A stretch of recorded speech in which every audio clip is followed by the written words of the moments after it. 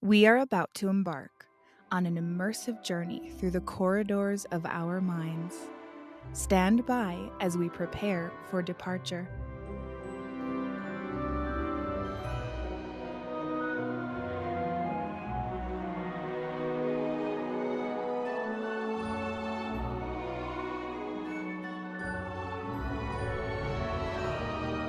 Welcome aboard, everyone, to the Productivity with Peace of Mind podcast adventure. Our journey will begin in just a moment. Inhale deeply and exhale. Our voyage takes us on a captivating tour, diving deep into the intricate layers of our thoughts and imagination.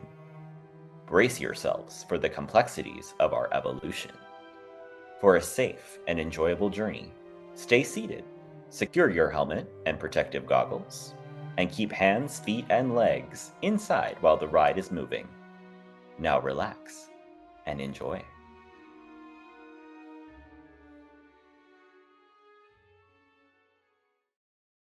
Today we have with us Bishoy Tadros, who is a two-time author of both Break Barriers and Audacious. Amazing stories that he has.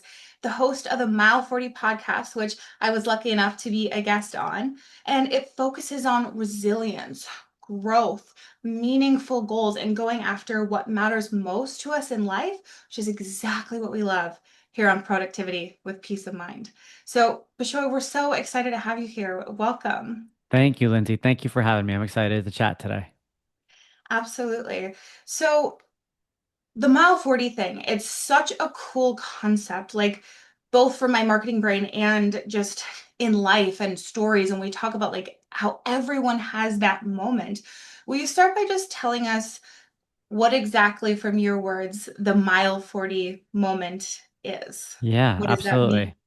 So, Mile 40 was a chapter in my first book, Break Barriers. And, I'm going to try to condense the story to how we got to Mile 40, just so the audience has a good enough picture of how we even landed with the name. So, my backstory is I was born in Egypt. When I was 3 years old, I was diagnosed with leukemia. My parents had to make the very difficult decision to essentially leave everything they ever knew in order to immigrate, in order for me to get treatment. They thought they were going to go back. But what ended up happening is they moved. And for the next 10 years, I was in and out of treatment. I had brain surgery when I was 13. My entire childhood was essentially erased because of navigating the cancer journey. And I tell people that as much as on the surface level, people can think, oh, what was it like navigating it medically? I focus more on how I had to navigate it emotionally, how I had to navigate it amongst my peers, how I had to navigate it mentally, and those challenges were, in my opinion, what lasted with me longer than the needles and the doctor's appointments and the chemo and the radiation, and that was really what really kind of led to how I lived my life for the next 20 years. So now, like I said, I got a clean bill of health when I was 13, and I had to put the pieces back together. I was headed into high school for the first time with this slate, and I had to channel the lessons of that journey and the lessons of different tenors, such as patience, the idea that you don't get results you want when you want them. Because if you're a cancer patient, especially as a child, you're going to be constantly told you can't do this right now. Mm. Perspective. This was something my parents instilled in me, the idea that you were dealt this hand because you were built to play it. Right. And purpose, the idea that, when you navigate difficult things in life and when you put yourself in difficult situations, you're only going to come out stronger. So those three tenors were really, really instilled in me at a young age. So now I'm headed into high school and I realized, okay, I'm going to try to make friends, but I know not everyone's going to want to be my friend. So I'm just going to try to make as many friends as possible. And whoever doesn't want to be my friend won't be my friend. And I apply that to athletics. I talk about in the book how I tried out for this team that doesn't really cut anybody, but I got cut twice. And then I made it the third time. And like every other young boy, I had ambitions to be an athlete. I really wanted to play. I really wanted to compete. And ironically, the audience doesn't know this, but I'm a 15-time marathoner. I've become the first Egyptian to ever finish all the world major marathons. But the number one thing that I heard as a child from every single coach was, he's too slow. And that was a message that, quite frankly, never left me, and something that, uh, ended up going beyond the field, the court, the track. It ended up being a message that I ended up taking into different rooms where I just felt like, he doesn't belong here. He's too slow. And it took me literally 2 decades to put the pieces together. So I'm going to fast forward. I'm in my 20s now, and I'm living in New York City. I'm working in finance at the time, and that ambition for athletics never left me. I uh, I was a lot more mature. I had a lot more confidence than I had previously, and I was starting to really gain my footing. And I decided I just need to find the right group of people. So I started getting myself involved in the fitness scene in New York. I started to surround myself with people who were literally stronger, faster, had athletic backgrounds, who had accomplished the things that I had always wanted to accomplish. And I just said, I'm not going to say much. I'm just going to soak it in. I'm just going to keep coming into these rooms and keep soaking it in. And for a couple of years, I did that. And it was that same group of people who ultimately introduced me to the world of endurance sports, who got me to sign up for small races here and there. And in 2017, I'm approaching my 30th birthday now. This same group of people got me to sign up for a half Ironman, which is a 70-mile race. It's a 1.2-mile swim, a 56-mile bike ride, and a 13-mile run. And you know, now looking back on it, I'm in a much different place than I was. This was now 9 years ago. That was the scariest thing that I had ever signed up for in my entire life. I mean, I had paid money. I had shut things down for 6 months. I was training twice a day. I had no idea what I was doing. No idea. Yes, I surrounded myself with, some trained athletes, people who knew what they were doing, but I had no idea what I was doing. And I was terrified, quite frankly, but I never wanted to talk about it. People kept asking me, like, why are you doing this? And I really didn't have an answer for it. I felt compelled to do it, but I didn't quite frankly know why I was doing it.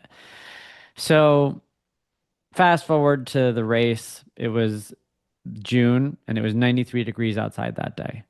And for any listeners out there who know anything about bikes, and I didn't know anything at the time, it was the same week as the New York City bike tour, and I had rented my bike, and the company I rented from sent me a hybrid instead of a road bike. And all that really means for anyone who doesn't know anything about bikes is I ordered a Ferrari and I got a beat up minivan.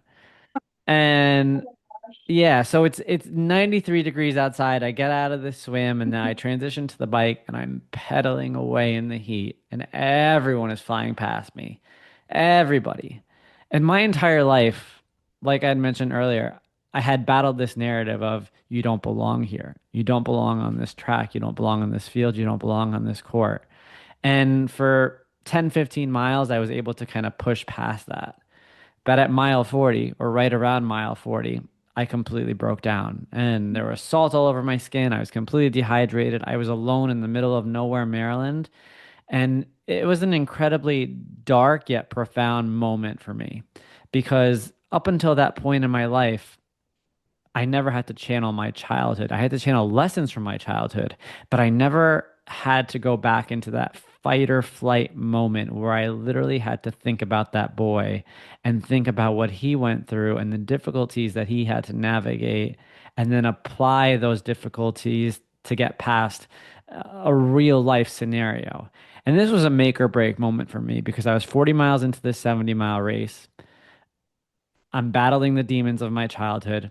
I could call my mother and walk off the course because she was there, or I could figure this out. And quickly, I remembered in childhood, my parents would celebrate small wins. When you're in fight or flight, you're just digging for anything. Yeah. And I remembered, they would celebrate small things like, just me coming home from school happy. Like, because a lot of times I didn't. There were a lot of, days where I'd come home crying because I got bullied a lot or I got made fun of. Because of the treatment, a lot of things were going wrong in many different ways. And so I said to myself, how can I turn this into a bunch of small wins? And my mind immediately said, well, finishing 30 miles is tough, but you can do 1 mile 30 times. So if you do 1 mile and you celebrate each mile and you start over at every mile, like that's doable. And so your mind really, starts to manipulate the situation in front of you. And that's exactly what I did. I kind of like blacked out for a second and then I got to work. And I mean, people must have thought I was crazy because I was celebrating at every Gatorade station for the next 30 miles. And I remember finishing it and I had a horrible time, obviously. And everyone that saw me at the finish line, was they were terrified, but I was ecstatic because it was the first time in my life I realized what it is I was truly capable of. I was capable of digging myself out of a very dark situation that went beyond this race. It literally was a playback of my entire life. And not something that I had signed up for and not something that I had ever expected because it was in that moment that I finally found myself asking the same question that everybody was asking me and it was, why are you doing this? Mm. And that was very powerful. And when I wrote that chapter in the book, it was before I had ever run a marathon, and it was actually what kind of spurred me to run my first marathon after that. It was something that I didn't think about at the time and only realized years later as humans, we all have our mile 40 moments, moments where our back is up against the wall, moments where we feel we're tapped out, moments where we have to dig deeper than we've ever dug before, and moments where perhaps we have to, visit our past trauma and figure out a way to apply the lessons that perhaps we were ignoring for, in my case, my entire lifetime. So that was where the name came from. And it was right before I started the podcast where I got feedback from a few people who read the book that were like, "Hey, that mile 40 chapter, that really stuck out." And so that's how we got here. Oh, so amazing. I'm just touched every time I hear the story. And what's so interesting and so beautiful is like every kid is told no a lot, right? At least if the parents are doing a halfway decent job, right? We have to say no a lot. And so that's part of what a kid hears, but you had to hear no a lot more. And it wasn't just no, not yet, or no, after dinner, or no, wait till the weekend. It was, you know, no, because of something really hard and really real that you were handling at such a young age.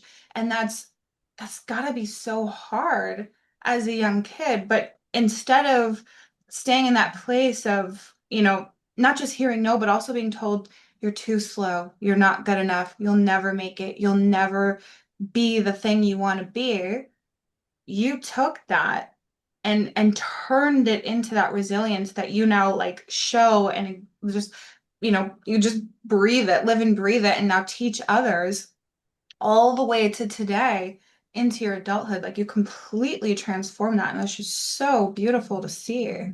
Thank you. Thank you. No, I appreciate that. And that tenor of patience, it's the first one that I always talk about. And it's the one that I really emphasize a lot because to a lot of people, it could seem like a value that's very important. But when you truly, sincerely apply the value of patience, the rewards you reap are like literally tenfold. And I joke around about it because my wife and I dated 3 times. Like, like I'm used to not getting the things I want right away, but I will outwait everybody, literally everybody. I will let, and it's played out in every part of my life, whether in my career, in athletics, in my relationship, like, and it became a formula for me. And it taught me that in order to succeed in any arena, all you really have to do is be willing to outlast everybody else. And that's, one of the fundamental lessons that I had inadvertently learned through this cancer journey. It was the same thing with regards to, navigating childhood cancer. You have to outlast the bullies. You have to outlast the bad news. You have to outlast the recovery, right? It could take time. And in my case, it did take a lot of time and a lot of these things, but it's a foolproof system if you're willing to employ the values. Yeah. So how you explain it is giving me this whole new perspective on patience, right? Patience is not just being the person who can just like and meditate and just wait and be like perfectly like pretty and patient and like, okay, I'm just calm and presentable the whole time. Sometimes it's the unsexy part of it. Sometimes it's sitting in the hospital night after night. Sometimes it's not getting the girl, right? Three Yeah. times dating and then finally being that's I mean, that's so cool because it like that's not the story that would get celebrated, right? Oh, I didn't get the girl, or I Yeah. didn't finish the thing, or I didn't make the team, whatever it is. But that's also how we get to what we want. And like being able to like when you said outlast the bad news, oof, I mean, that's gave me chills because we all get bad news. We all hear the thing like to the person who's like, oh well, I can't do it because of this or because of that. It's like you're not special in the sense that you're hearing bad news or that you're being told no. Yeah. What makes you special is outlasting it, is what I'm hearing. Yeah. Yeah.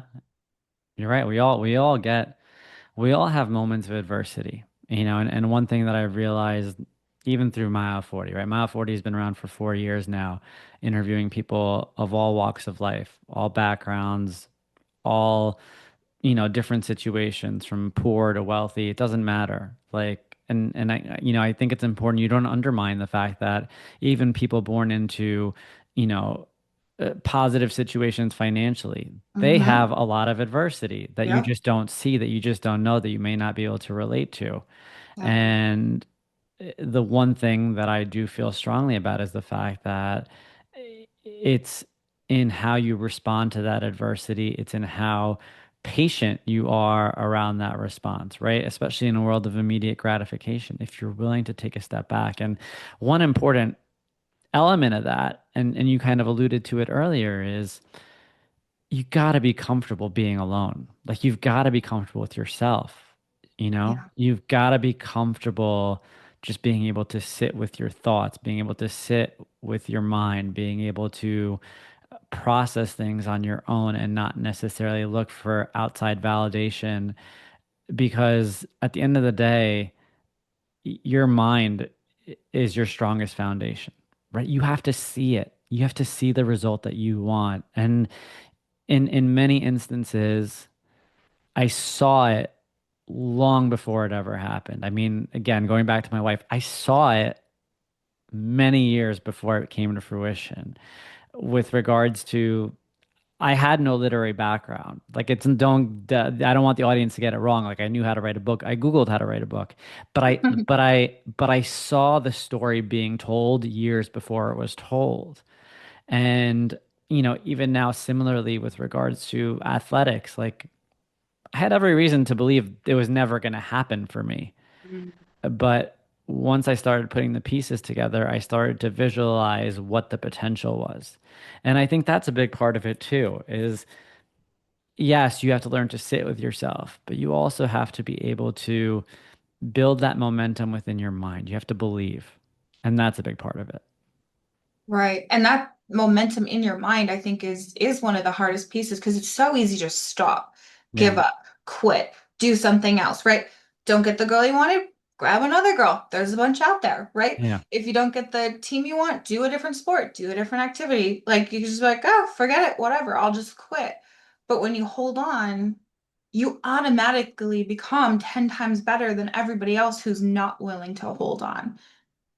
Yeah. No, that's absolutely it. I mean, that's the true differentiator, right? Like it's not sexy. It's not sexy, but Yep. it works.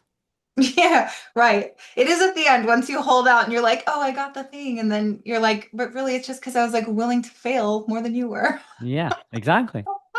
That's it. Willing to get uncomfortable. Was Yep. willing to be scared and keep going. Yeah. Yeah. Absolutely. That's amazing. So you're on the track, you're all alone, and you said you could have called your mom. Your mom was there. You could have just gave up and you kept going. Like what part, was it you? Was it that little boy inside of you? What part or what voice was speaking and what was it saying when you decided, when you know, battled with your own demons and kept going? It was almost like the transition from being a boy to being a man. Like, and it was, I was at the age of 30, right? Like, so I was already like technically a man, Yeah. but it was that moment where you meet yourself, right? And that's exactly what happened. Like I in my mind, I visualized that boy and I visualized what he went through, and I said, okay, like it's time to move to the next phase. And in order to move into the next phase, we have to put ourselves in a situation that perhaps at one point we thought we'd never be able to handle. And it was also a reminder that in a different context, we can do hard things. Like treatment was very hard. There's no two ways about it, especially back then. And I open up my book on the very first page in the very first chapter, taking the readers to my very first spinal tap. And for anyone, who has any understanding of what that is, that's probably one of the most painful experiences you can ever go through, especially as a 4-year-old. So there I am, and bringing the readers into the room with me, with my dad next to me, and you know, I know what's going to happen because it happened to me once before. Like you put things in perspective, and it's like, okay, well, 30 more mile, I'd choose 30 miles over another spinal tap, like Mm. every day of the week.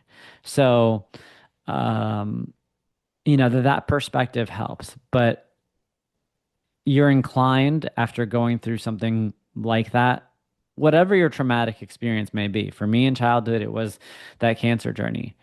You are inclined to suppress it.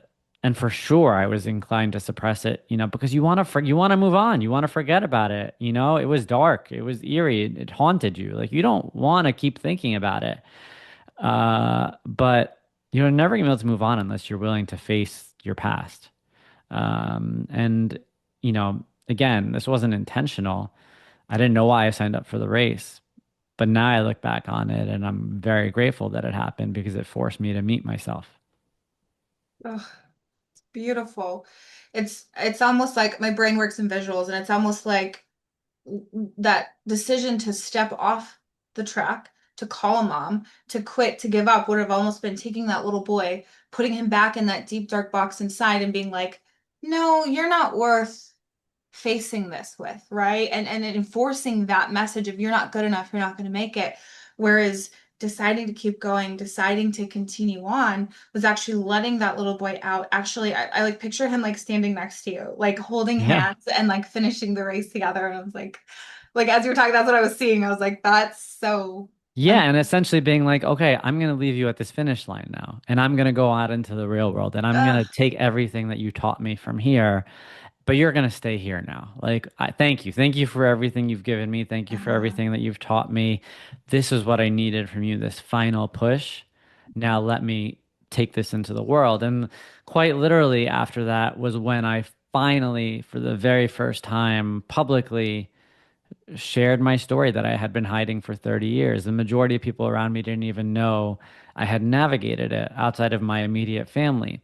And what happened was I got back to New York and I decided I was going to run my first marathon. In order to run the marathon, I had to raise money for charity.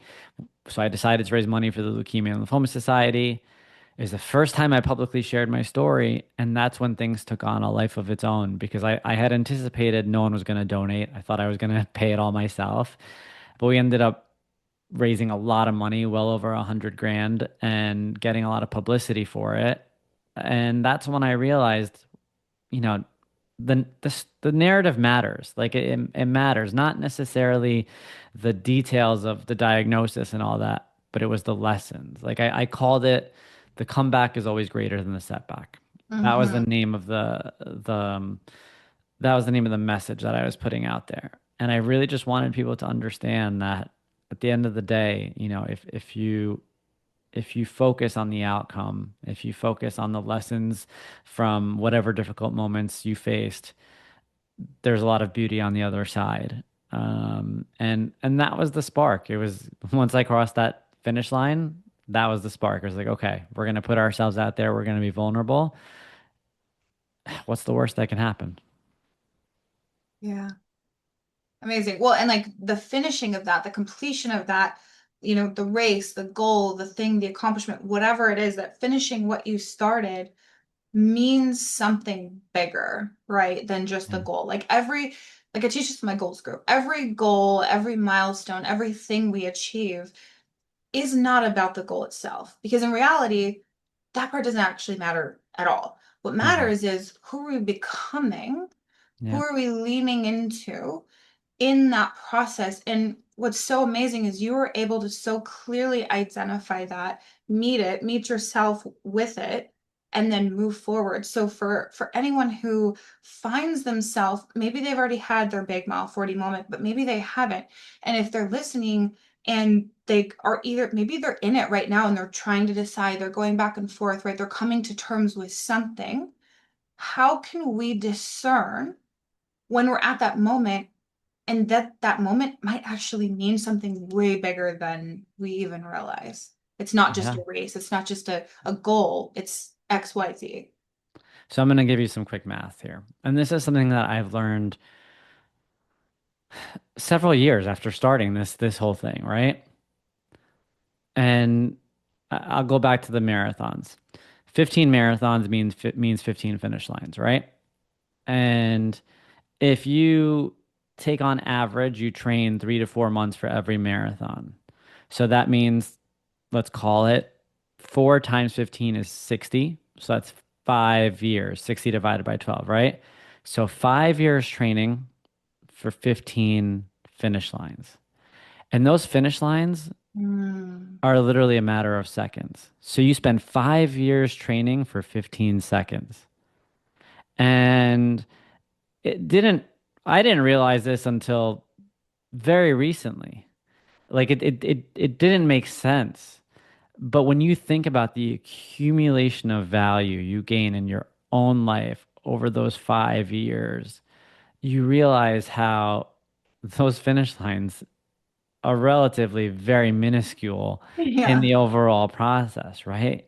I can't even remember the majority of my finish lines. I vividly remember one because I got a really good picture when I crossed London. But that's it. Yeah. That's it. Like, like the other ones, they're just fleeting moments, right? Like that's not what it's about. It's not about the finish line. It's not about the medal. It's about those 5 years where you learn how to get back up every single day, where you keep showing up for something that, I talk about it now. My wife and I moved out to the suburbs of New York a couple of years ago, 2 years ago now. And I'm the only one out there running half the time, right? Like I'm in a neighborhood where it's just me out there running. So you have to constantly create motivation for yourself. You have to constantly, get yourself up, push yourself out there because you've got no one out there, validating you. You have no one out there making you feel like you're not crazy.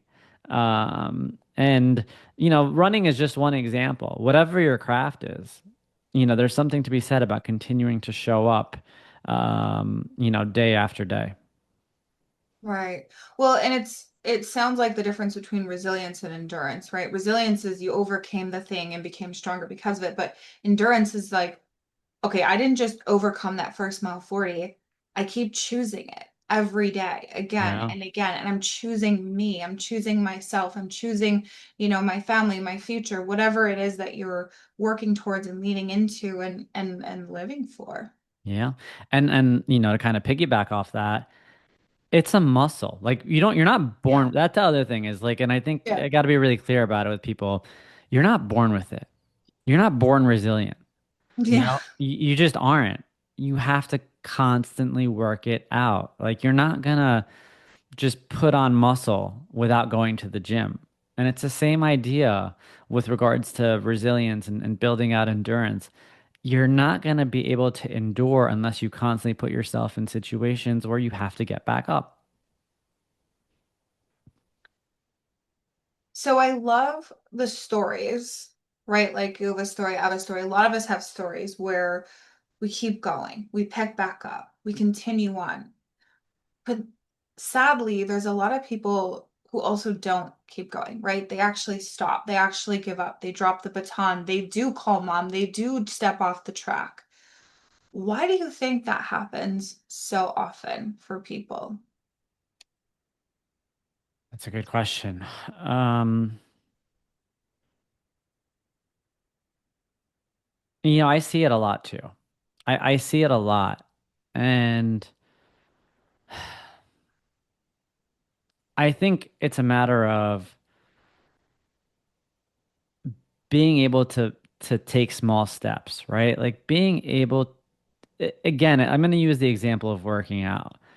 You're not going to go to the gym and put two 45-pound weights on the bar if you've never worked out before, Right. right? You'll go in, maybe you might bench the bar with nothing on it. You might put 5-pound weights on it. And I think especially now where, comparison is at a peak, where you're able to see and literally anytime you open up any form of social media, you know, and I'm going to use running just because it's the easiest example for me. Over the last 6 years since COVID, there's been an incredible boom in the running community. You can't even get into races anymore. It's Oh, just so wow. it's incredibly difficult. The London Marathon has went from a 1 day thing to a 2 day thing because they had over 1 million applicants. But I say that because you go on social media and now you see everybody capable, everybody in your mind, Mm, everyone is capable of running a marathon. And you don't realize that you can't just wake up the next day after seeing this and go out there and run a marathon. Like you yeah. need to be able to take the small steps and you need to be able to take a step back. And a lot of times I think that people aren't necessarily setting themselves up for success. You have to Mm, think about it big picture, right? You can't be focused on, I want to run a marathon. It's more so, I need to get into running shape, right? Like, I need to build stamina. I need to build endurance, right? I need to stack the small wins. And I think a lot of times that's why people find themselves in situations where they quit. It's because they didn't necessarily set themselves up for success. They didn't take it in the form of building blocks. I'll give another example. When I graduated college in 2009 in the heart of the financial crisis, I graduated unemployed. I really wanted to work in finance at the worst possible time to work in finance. And uh, channeling again lessons of childhood, I knew that I had to turn this into a matter of building blocks. And so what I did was I said to myself, I'm going to tell a story here. I'm unemployed. How can I tell a story? I had an accounting major. I remember a professor used to refer to accounting as the language of business. And so I said, okay, I got myself a job in recruiting, placing public accountants. And then I had a firm reach out that was looking for junior accountants. And I said, I know a guy, and it was me. And then I got myself a job in accounting, even though I never wanted to work in accounting. And then I started doing my MBA simultaneously. And just one block after another. In 3 years of, again, kind of channeling that patience, of realizing you're not going to get the results you want when you want them, I finally got, the call for the interview at the big bank that I wanted to kind of get that interview in. And it was one of those things that I had realized at the very beginning of this process, being unemployed with no prospects, with no job, was I just need small wins. I need one job after the other job, just so I have a story to tell. So, but when I do get my interview, I'll have, the right narrative. And the same can be said about anything. I mean, I could have redirected. I could have gone another career. I could have given up on, wanting to be in banking at the time. For the record, I've been out of banking now for 8 years and I'm very happy out of banking. But, like there's something to be said about that. It's not as much as like sport is a really good analogy and something I can keep speaking about. It applies to every element of life. It's you gotta think big picture. You gotta ask yourself, is what I'm doing today helping or hurting where I want to be tomorrow or next month or next year? And then make decisions based off of that. yeah. Right. And it's like we want to like jump the ladder from Yep. rung 1 to 10 and then beat ourselves up when we don't make it. Yep. Yeah. Yeah. Yeah. And I mean, I think people underestimate the power of sometimes moving laterally to get up, right? Yeah. Whether it's in your career or whatever it may be, right? There are multiple ways to go up the ladder. You don't just have to go, directly up. You could sidestep and then go up. Hmm. And um, I remember before I wrote Break Barriers, one of the last books that I read was, I'm pretty sure it was called The Third Door. This was a long time ago now, so forgive me if I'm forgetting the name. But it was talking about how, there are multiple ways to enter the house, right? Like you can go in through Yes. the front door or the back door, or you can, get your ladder, climb up the top and go in through the chimney or whatever it may be, right? Like there are multiple ways to get inside the house. Yeah. And what he did was he went around interviewing some of the most successful entrepreneurs all around the world and business people. I think Bill Gates was featured in it. I'm pretty sure he interviewed like Oprah. And he talks about, the lessons that they learned by taking the third door to get to where they want to go. Mm. And ultimately, being able to embrace that kind of mindset instead of it's the infinite mindset, right? It's not finite. And I think that's a big part of it too. When you think about who is likely to walk off the course or who is likely to give up on their goals, it's someone who's not willing to think beyond the binary outcomes. Right. It's, to go back to like the comparison piece or, the part where it's not sexy and it's not fun and it's not exciting all the time. Like that is what accumulates to your goal, right? And a lot Yeah. of times, so with my goal setting, I'll have them think about their goal, look 10 years ahead, like grandiose vision, the biggest and brightest thing you can think of and boldest thing, and then go back and depending on your goal, what does it take every day to get there? What is the boring part? What's the unfun part? What are the possible setbacks? And is that what you want your life to look like? If not, maybe we need to adjust the goal so that you're actually willing to do the work to sustain it. And is it hard enough? Like, Yes. are you like, are you feeling it? Yeah. Right? Like, are you setting yourself up where you're building the resilience to get up, every single day? Right? Because if it's easy, then it's not right. Like you got to walk away. Totally. It's Yeah. not even helping. It's doing nothing for Yeah. you. Exactly. Exactly. Yeah. Yeah, that's amazing.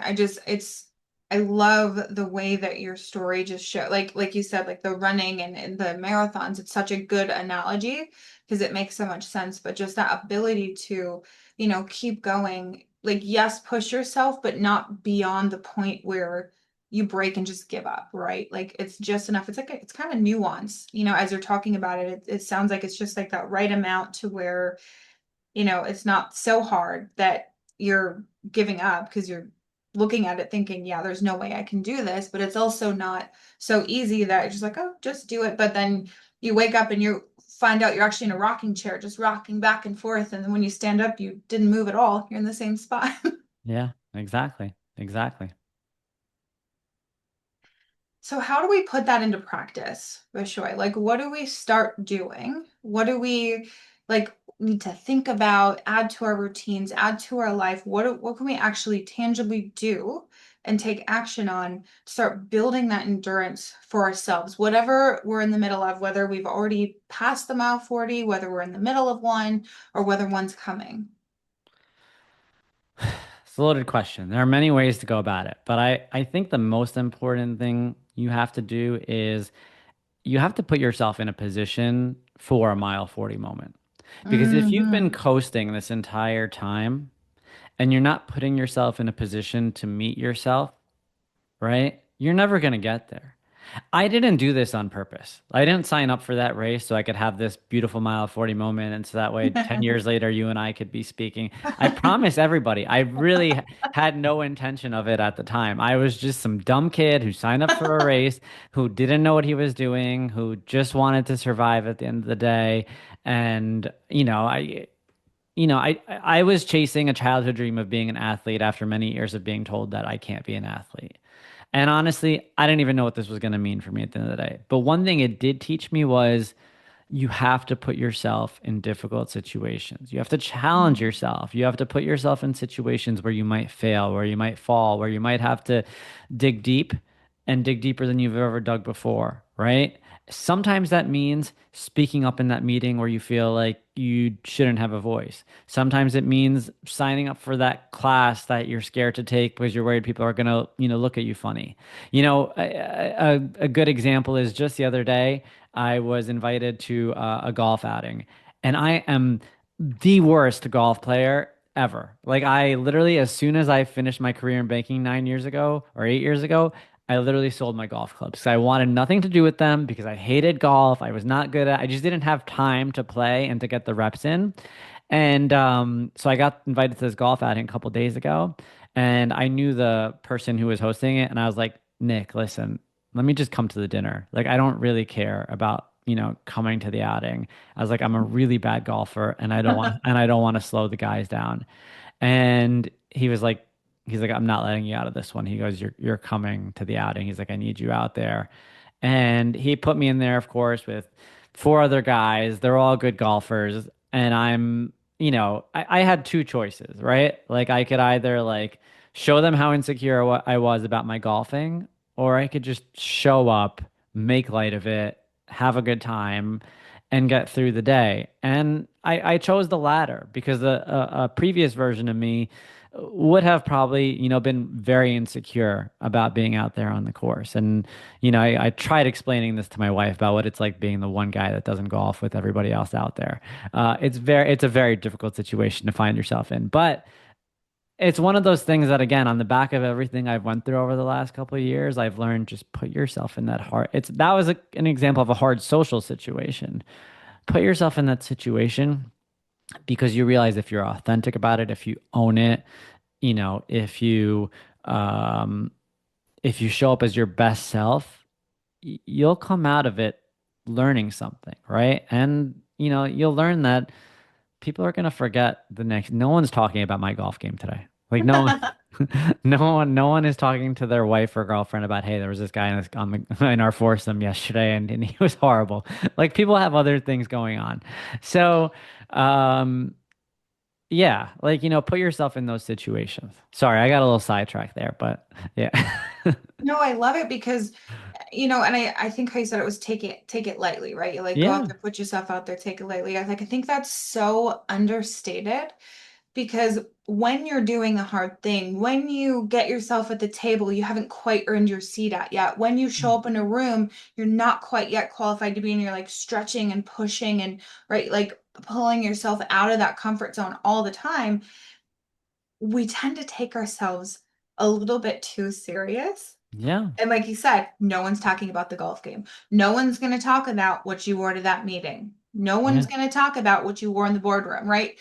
But when you show up and you, like you said, be your authentic self, be real, just bring your, like, lead with your heart, the Yeah. rest will follow.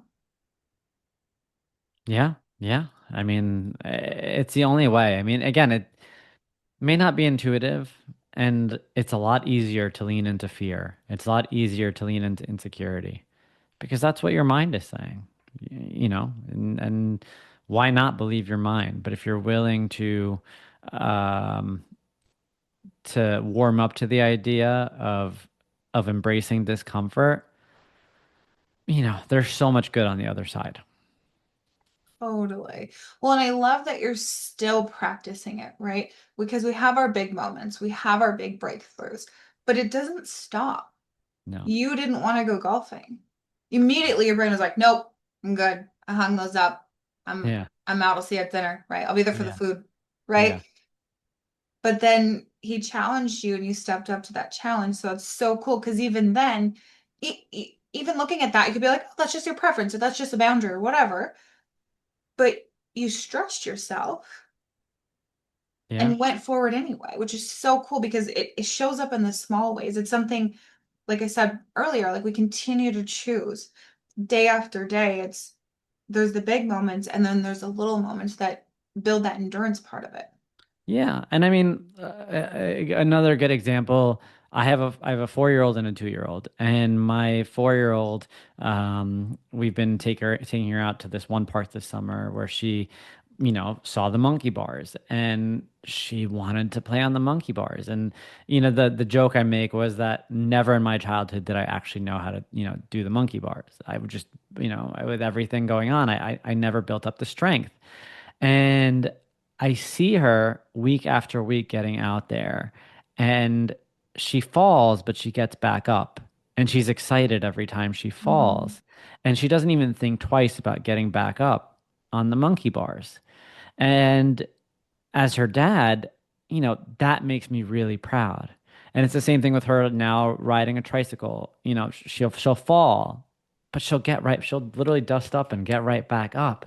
Mhm. And I I gleam when I see it because I didn't verbally explain it to her around the power of, dusting off and getting back up or the fact that falls are part of the process. But seeing her embody it is really, really special because then it tells me like, okay, like she's gonna be okay. She knows to get back up and not to be deterred by one fall or another or another, and that the falls are going to keep coming. But the more we practice, the better we're going to get. That's as simple as an analogy as you can give, but I'm watching it in real time, and it's awesome to see. It's amazing because that example and that analogy, like when we look at a child and they fall over, the natural response and reaction is, well, of course, you just get up Yeah, again, right? Keep going. You're a child, you're still learning.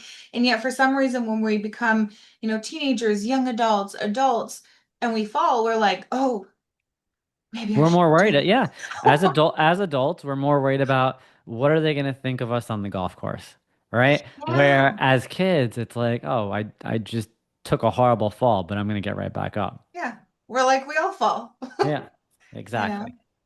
But for some reason, there's like that disconnect to Yeah. adulthood where No, you you learn. get I mean, yourself. I've learned so much from watching my children, and there's a lot to be said about that, right? Like, they're living in a world at the ages my children are, where other people's opinions don't matter, and that's a beautiful place to be. Yeah. Yeah, absolutely. Well, because it's like, what if we acted from that place all the time of, I just want to like try and explore and learn and do good things, not, but what will they think of me? Exactly. Exactly. Amazing. So, what's your reason now? I know, like, so at the race, you were facing your demons, you were with the little boy inside. Now, when you choose to go golfing, when you choose to, continue to go out into your life and evolve as a human, what's your reason now? Now, I mean, it's twofold.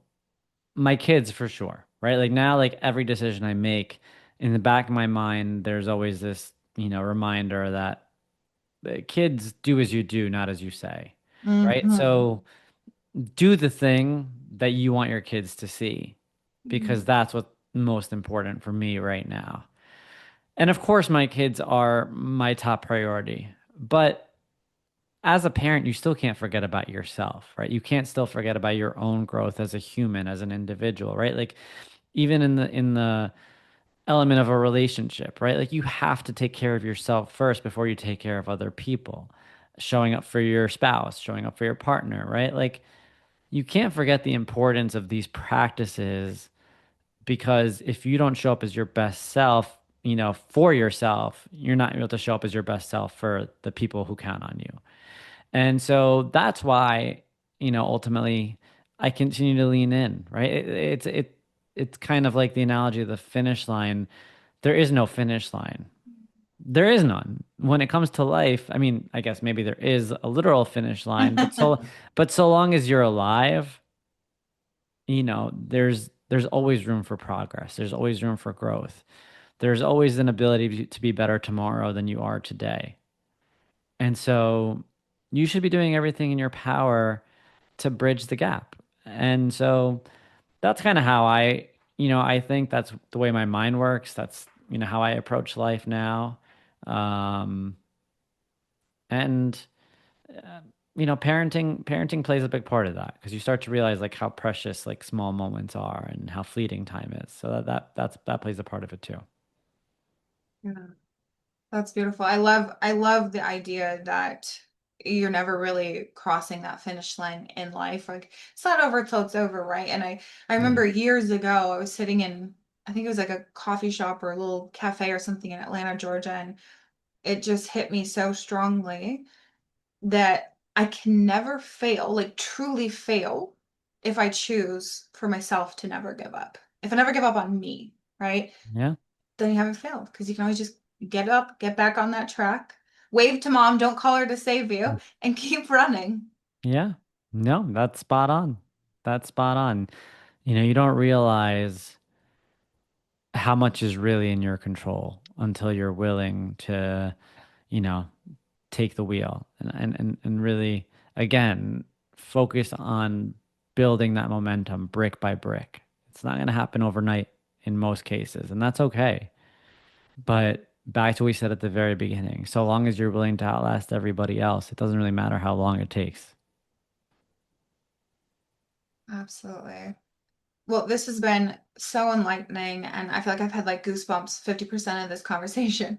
As always, just your story is amazing, and the way that it's not just your story, but it's the way you cultivate it and turn it into something so meaningful is such a gift for me, for the listeners, for everyone who hears your story.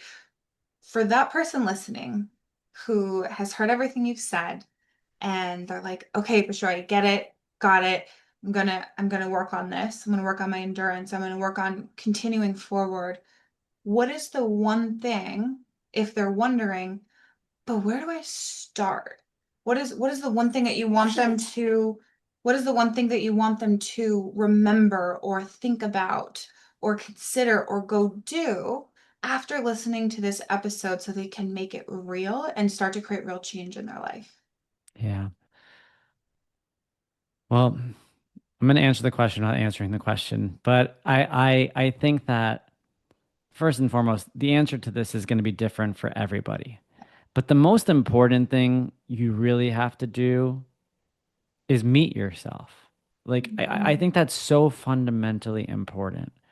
And I'm not going to be out here and sound preachy and, say that everybody should, go to therapy at some point in their life. I do think that, being able to, to truly meet yourself and uncover your past life's trauma and to meet it head on and to have your version of, I love the way that you put it, running alongside the former version of yourself and then leaving them where they belong, right? And I know this is not really answering the question, but I do think that where, listeners can kind of go from here is reflecting on themselves and asking themselves, have I put myself in a position to leave my past behind? Have I put myself in a position to look that version of me in the eye, the version that I've been trying to shed for all these years, the version of me who I want to, take the good from and perhaps, reflect on the bad from and move on? Or am I holding on to the messaging of, in my case, all those people who told me I was too slow, all those people who told me, you don't belong out there, who told me that now is not your time. And I think that is a practical step for anyone listening is just an evaluation of, am I still holding on to that messaging? Or am I in a position now to let that version go? Because that is the crux of this, right? That is the crux of the power of, in my case, mile 40. That's the crux of when things took off. And that was the juncture where I was able to live fully authentically and show up as the person that you see today. So hopefully I gave you a good answer there. I think that it's not a one size fits all. Give yourself grace and know that, like I said over and over again, the focus is just on outlasting everybody else. If you do that, you'll get there. I actually think you answered it perfectly, Thank you. because maybe it is time that we sit down and meet ourselves. I love that phrase. Absolutely love the way you said that. Meet ourselves, right? That version of the self we've been battling with. Can we sit down? Maybe even we pour that part of ourself a cup of coffee or tea and sit down, right, in a quiet room. Just have a conversation. Have that reflection that Bishoy is talking about. What is it they need to move on? Right? And that can come with grief and discomfort and all of that. And like he said earlier, it can be so beautiful for what's on the other side. Yeah. Thank you, Lindsay. Thank you so much, Bishoy. It's been an honor having you. You got it. Thank you for braving the inside of your mind with me. The better we understand ourselves, the more deeply we understand the world, and as our awareness grows, life just gets better and better. If you've enjoyed this episode, please take a moment to leave a review and share this with anyone else you think could benefit from listening. A quick reminder that the content shared in this podcast is for informational purposes only. I am not a licensed therapist, and the discussions here are not a substitute for professional advice. If you're dealing with a specific issue or need personalized guidance, please consult with a qualified professional. Your well-being is important, and this podcast is simply a platform for sharing insights and experiences. I appreciate you spending this time with me. Until next time.